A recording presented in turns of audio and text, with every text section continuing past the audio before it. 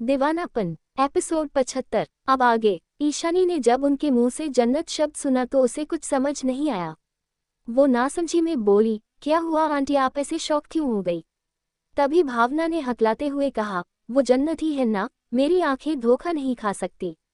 या फिर मैं वापस से जन्नत के सपने देख रही हूँ। ये सुनकर ईशानी भी अब उनके डायरेक्शन में देखने लगी और उसकी भी नज़र गेट पर गई, जहां पर उसे खूबसूरत सी लड़की दिखाई दी जो एक लड़के के साथ अंदर की तरफ आ रही थी। उसे देखकर ईशानी कुछ सोचने लगी और बोली, मुझे ऐसा लगता है जैसे मैंने इस लड़की को कहीं देखा है। तभी भावना ने हैरानी के साथ कहा, इसका मतलब तुम्हें भी वो दिखाई दे रही है? ये मेरा कोई धोखा नहीं है बल्कि ये हकीकत है कि मेरी बेटी जन्नत ही है। उनके मुंह से बेटी शब्द सुनकर ईशानी भी हैरानी के साथ बोली, अच्छा तो ये आपकी बेटी है जो कुछ वक्त के लिए कहीं चली गई थी? मैंने डैड के मुंह से इसके बारे में सुना था पर उस वक्त मैं थोड़ी बिजी थी इसलिए मैंने ध्यान नहीं दिया। वेल कंग्रेचुलेशन, आपकी बेटी आपको यहीं पर मिल गई। इसके जवाब में भावना ने कुछ नहीं कहा, वो बस दौड़ते हुए सीधे जन्नत की तरफ बढ़ गई। इधर वैभव के साथ जन्नत अंदर की तरफ आ रही थी। वहां बहुत सारे लोग थे जिसे देखकर जन्नत ने थोड़ा अनकंफर्टेबल होते हुए वैभव से कहा, वैभव मुझे अजीब लग रहा है। यहाँ कितने सारे लोग हैं और कोई मुझे जानता भी नहीं, मैं कैसे मैनेज करूंगी? इसके जवाब में वैभव ने मुस्कुरा कर कहा, तुम्हें यहाँ किसी से बात करने की जरूरत नहीं है। तुम बस एक जगह जूस लेकर खड़ी रहना, मैं सबसे बात करूंगा और जैसे ही मेरी बात पूरी हो जाएगी मैं तुम्हें लेकर यहाँ से चला जाऊंगा। ये सुनकर जन्नत ने अपना सिर हिलाया पर उसे एक अजीब तरह की बेचैनी हो रही थी। इधर भावना जो काफी तेजी के साथ जन्नत की तरफ आ रही थी, तभी रास्ते में उसे तन्मय ने रोकते हुए कहा, भावना कहाँ जा रही हो तुम? इसके जवाब में भावना ने हकला कर कहा, वो जन्नत, हमारी जन्नत, मैंने। ये सुनकर उसने धीरे से कहा, भावना अभी के लिए प्लीज शांत हो जाओ, मैं जन्नत को ढूंढ रहा हूं ना। तो तुम अचानक से पार्टी में ऐसे क्यों बोल रही हो? इसके जवाब में भावना ने अपना सिर ना में हिलाकर बेहद खुशी और आंसू के मिले जुले एक्सप्रेशन के साथ कहा, नहीं अब उसे ढूंढने की जरूरत नहीं है क्योंकि वो हमें मिल गई है। वो देखो वो सामने वैभव के साथ खड़ी है। ये सुनते ही तन्मय शॉक हो गया और वो भी तुरंत पीछे देखने लगा, जहां वाकई इस वक्त जन्नत वैभव के साथ खड़ी कुछ बात कर रही थी। उसे वैभव के साथ देखते ही तन्मय ने गुस्से के साथ कहा, मुझे तो पहले ही पता था हमारी बेटी के गायब होने में इस वैभव खुराना का हाथ है। तभी तो इतने दिनों से वो हमें मिल नहीं रही थी, लेकिन इसने ये ठीक नहीं किया, मैं इसके लिए इसको सजा दूंगा। ये कहते हुए वो सीधे उस तरफ ही बढ़ गया। भावना भी उसके पीछे पीछे गई। इधर वैभव कुछ बिजनेस टाइकून्स के साथ बात करने लगा। जन्नत कोने में चुपचाप खड़ी उसे ही देखने लगी, पर तभी अचानक से उसे गेट पर कुछ हलचल महसूस हुई और कुछ गार्ड्स अंदर की तरफ आए। तन्मय भावना जो जन्नत के पास जा ही रहे थे, उन गार्ड्स को आते देख उनके भी कदम अपनी जगह रुक गए और सभी गेट की तरफ देखने लगे। उन गार्ड्स के बीच उसी वक्त रिधान अपनी आंखों पर ब्लैक गॉगल्स लगाए अंदर की तरफ बढ़ा। रिधान को देखते ही वहां मौजूद सभी अपनी अपनी जगह बिल्कुल स्टेबल हो गए। इधर ईशानी की नज़र भी जब रिधान पर गई तो वो भी एक पल के लिए रिधान को देखते रह गई। रिधान की पर्सनैलिटी सबसे अलग थी। वो इस वक्त बिना किसी एक्सप्रेशंस के साथ अंदर की तरफ आ रहा था, लेकिन जन्नत को रिधान ठीक से दिखाई नहीं दिया। वो जूस पीते हुए बोली, ऐसा कौन सा सेलिब्रिटी आया है जिसे सब ऐसे घूर रहे हैं? इधर वैभव की नज़र रिधान पर चली गई थी, जिसे देखकर वैभव के चेहरे पर एक अजीब सी स्माइल आ गई। वो उस बिजनेस टाइकून से बोला, एक्सक्यूज मी, जिसके बाद वो सीधे जन्नत की तरह बढ़ गया। जन्नत इस वक्त जूस पी रही थी, तभी वैभव ने जन्नत के हाथ को पकड़कर कहा, जन्नत चलो हम बार काउंटर के पास ड्रिंक करने चलते हैं। ये सुनकर जन्नत ने कहा, पर आपने तो कहा था कि मैं यहाँ पर खड़ी रहकर सिर्फ जूस पीऊं। इसके जवाब में वैभव ने कहा, लेकिन अब मैं कह रहा हूँ कि तुम मेरे साथ बार काउंटर के पास चलो, वहाँ पर कई नई इंग्रेडिएंट्स वाली जूस आई है जिसे तुम टेस्ट करोगी तो तुम्हें अच्छा लगेगा। ये सुनकर जन्नत ने भी नासमझी में अपना सिर हिला दिया, जिसके बाद वैभव उसके हाथ को पकड़कर सीधे रिधान के सामने से उसे लेकर जाने लगा। रिधान जो अंदर की तरफ बढ़ रहा था, अचानक से उसकी नज़र जन्नत और वैभव पर चली गई। उन दोनों को देखते ही उसके कदम अपनी जगह ही एकदम से रुक गए और उसकी नज़र वैभव और जन्नत के हाथ पर गई जो एक दूसरे के हाथ में थे, जिसे देखकर उसके हाथों की मुट्ठी अपने आप बंद हो गई। तभी असिस्टेंट ने कहा, क्या हुआ बॉस, आप आगे क्यों नहीं चल रहे हैं? रिधान ने अपनी आंखों से गॉगल्स निकाला और अपनी गहरी काली आंखों से जन्नत को वैभव के साथ जाते हुए देखकर सर्द आवाज में बोला, वैभव खुराना की कितनी फैक्ट्रियां दिल्ली में चल रही है? अचानक से रिधान के सवाल को सुनकर असिस्टेंट को कुछ समझ नहीं आया। वो नासमझी में बोला, सॉरी सर, आप ये क्या बोल रहे हैं, मैं कुछ समझा नहीं। रिधान ने ठंडी आवाज में कहा, वैभव खुराना की कितनी फैक्ट्रियां इस वक्त दिल्ली में चल रही है। ये सुनकर अब असिस्टेंट ने जल्दबाजी के साथ कहा, आप मुझे 5 मिनट दीजिए, मैं आपको जल्दी बताता हूँ। रिधान वापस से तिरछा मुस्कुराते हुए अपनी आंखों पर गॉगल्स लगाया और बोला, मुझे बताने की जरूरत नहीं है, बल्कि जितनी फैक्ट्री चल रही है उसे उड़ा दो। ये कहकर वो आगे बढ़ गया और ये सारी बातें सुनकर असिस्टेंट तो बिल्कुल हैरान रह गया। इधर वैभव जन्नत को लेकर सीधे बार काउंटर के पास आया। उसने जन्नत को ड्रिंक दिया और मुस्कुरा कर बोला, इसे टेस्ट करो, तुम्हें पसंद आएगा। जन्नत ने अपना सिर हिलाया और वो ड्रिंक करने लगी। वहीं इधर जब भावना और तन्मय दोनों ने रिधान को देखा तो उन दोनों के चेहरे पर एक खुशी आ गई और भावना ने कहा, आज हमारी बेटी भी हमें मिल गई और रिधान भी यहाँ आ गया। सच में आज का दिन मेरे लिए खुशियों से भरा है, लेकिन सबसे पहले मुझे अपनी बेटी से मिलना है। ये कहकर वो जैसे ही आगे की तरफ जाने को हुई, उसी वक्त वहां उन्होंने देखा कि जन्नत नहीं थी। ये देखकर भावना की कदम अपनी जगह रुक गए और वो हैरानी के साथ बोली, जन्नत कहाँ चली गई, अभी तो ये यहीं पर थी। तन्मय भी जन्नत को आसपास देखते हुए बोले, हाँ अभी कुछ देर पहले ही वो यहाँ थी, अचानक से कहाँ जा सकती है।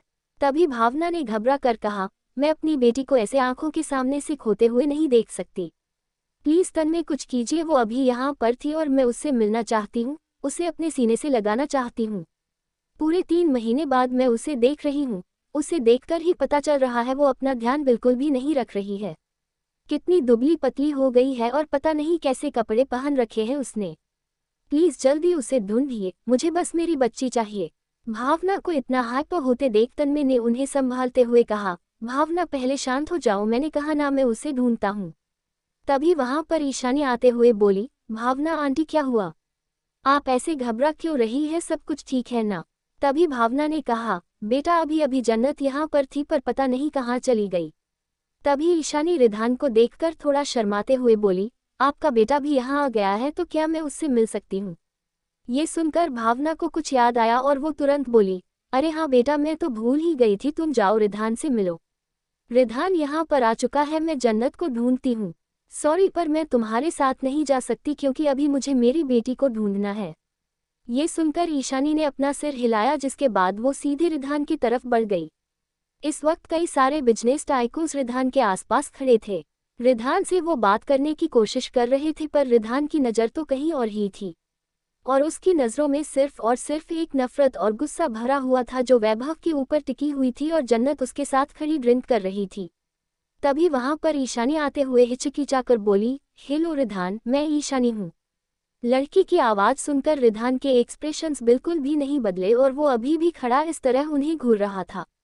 तभी ईशानी फिर से सामने आते हुए बोली, रिधान मेरा नाम ईशानी है और मैं तुम्हारे डैड के दोस्त की बेटी हूँ। मैं स्पेशली तुमसे मिलने के लिए आई हूँ। ये कहकर ईशानी ने प्यार से अपना हाथ आगे बढ़ा दिया, लेकिन रिधान ने अभी तक उसे एक नज़र भी नहीं देखा था। ईशानी को समझ नहीं आया कि आखिर रिधान देख किसे रहा है, जिस वजह से वो भी रिधान की डायरेक्शन में देखने लगी और उसकी नज़र जन्नत पर चली गई। जन्नत को देखते ही ईशानी को कुछ समझ नहीं आया। तभी उसने हैरानी के साथ कहा, तो तुम भी अपनी बहन को देख रहे हो, क्योंकि भावना आंटी भी उसे ही ढूंढ रही थी। जैसे उसने ये शब्द बोला, अचानक से रिधान के एक्सप्रेशंस बदल गए। दूसरे पल उसने उसे गुस्से के साथ देखा और दांत पीसते हुए बोला, she is not my sister, so don't call her like that. ये सुनते ही ईशानी सॉफ्ट हो गई और शॉक होकर बोली, क्या, पर ऐसा कैसे हो सकता है, भावना आंटी तो उसे अपनी बेटी कह रही थी और उस हिसाब से तो वो आपकी बहन हुई ना। ये सुनकर रिधान ने गुस्से से अपने गॉगल्स को नीचे उतारा और उसकी आंखों में आंखें डालते हुए बोला, क्या तुम्हें वाकई पता है कि तुम्हारा बाप तुम्हारा असली बाप है? क्या उसने कभी तुम्हें प्रूफ दिया है कि तुम उसकी ही बेटी हो? रिधान के डायरेक्ट इस सवाल को सुनकर ईशानी को बुरा लगा और उसने दूसरे पल कहा, रिधान आप कैसे बदतमीजी भरी बात कर रहे हैं? उद्धरण चिन्ह। ये सुनकर रिधान गुस्से के साथ कहा, शुरुआत तुमने की थी, इसलिए खत्म मैं कर रहा हूँ। और अब अगर तुम्हें प्रूफ चाहिए कि वो मेरी बहन है या नहीं है तो जाकर पहले अपने बाप से प्रूफ मांगो कि तुम उसकी सगी बेटी हो भी या नहीं। कहते हुए वो सीधे आगे की तरफ बढ़ गया और वही ईशानी की आंखों में आंसू आ गए। पर वो रिधान को जाते देखकर बोली, रिधान मुझे नहीं पता आप किस बात से इतना भड़क गए, पर मुझे आपका बिहेवियर बिल्कुल पसंद नहीं आया। ये कहकर वो जन्नत को देखने लगी और तभी उसे एकदम से हैरानी हुई और उसने कहा, रिधान आखिर आप मुझे छोड़कर जन्नत के पास क्यों जा रहे हैं? जब आप उसे बहन ही नहीं मानते तो आप किस रिश्ते से उसके पास जा रहे हैं? ये कहते हुए ईशानी भी रिधान के पीछे पीछे चली गई और इधर वैभव जन्नत के साथ ड्रिंक कर रहा था।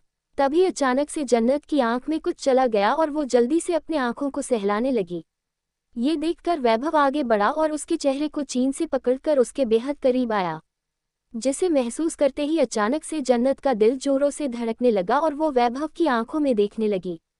वैभव उसकी आंखों में देखते हुए धीरे से बोला, रुको मैं इसे निकालता हूँ, तुम्हारी आंख में थोड़ा कचरा चला गया है। ये कहकर वो अपने होठों से उसकी आंखों की तरफ फूंकने लगा। उनकी डायरेक्शन ऐसी थी कि कोई भी देखकर ये समझ जाता कि वो दोनों एक दूसरे को अभी किस कर रहे हैं, और कुछ ने ये समझ भी लिया था, जिस वजह से वो अपना फ़ोन निकालकर फ़ोटो भी खींचने लगे थे। और उसी वक्त रिधान उनके सामने पहुंचा और उसने दूसरे ही पल वैभव को पीछे कॉलर से पकड़ जन्नत से दूर झटक दिया। वैभव के हाथ में मौजूद वो ड्रिंक की ग्लास सीधे जमीन पर गिरी और वो 2 कदम लड़खड़ा गया। वहां मौजूद जो वीडियो रिकॉर्डिंग कर रहे थे वो एकदम से रुक गए और हैरान होकर सामने देखने लगे। इधर जन्नत जो अभी भी अपनी आंखें बंद किए हुए थी, उसे कुछ महसूस नहीं हुआ तो उसने नासमझी में कहा, वैभव क्या आप अभी भी यहाँ पर है? लेकिन तभी रिधान ने उसके चेहरे को कसकर अपने हाथों में दबाते हुए बोला, वो तो यहाँ नहीं है, लेकिन मैं यहाँ जरूर आ गया हूँ। रिधान की आवाज़ सुनते ही जन्नत के पैरों तले जमीन खिसक गई और वो तुरंत घबराते हुए अपनी आंखें खोली तो उसकी नज़र रिधान की शैतानी लाल नज़रों से मिली, जिसे देखकर जन्नत का आधा खून ही पूरी तरह सूख गया और वो धीरे से बोली, रिधान आप? लेकिन रिधान ने उसके चेहरे को और भी ज़्यादा कसकर दबाते हुए कहा, हाँ बिल्कुल मैं। क्यों, क्या हुआ? मुझे देखकर खुशी नहीं हुई? तुम्हारा चेहरा ऐसे पीला क्यों पड़ गया? क्या मैंने तुम दोनों के रोमांस में इंटरफेयर कर दिया? ये सुनकर जन्नत को कुछ समझ ही नहीं आया और वो तुरंत हकला कर बोली, ये क्या बकवास कर रहे हो आप? और आप यहाँ कैसे आए? ये कहकर वो खुद को छुड़ाने लगी, लेकिन तभी गुस्से के साथ रिधान ने अपने हाथ में वाइन की ग्लास को पकड़ा और उसमें मौजूद वाइन को सीधे पूरा जन्नत के चेहरे पर फेंक दिया। जन्नत दूसरे ही पल चिल्ला उठी।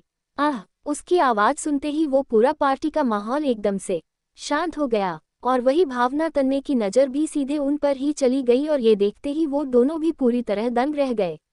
क्या होगा अब आगे, जानने के लिए कमेंट कीजिए।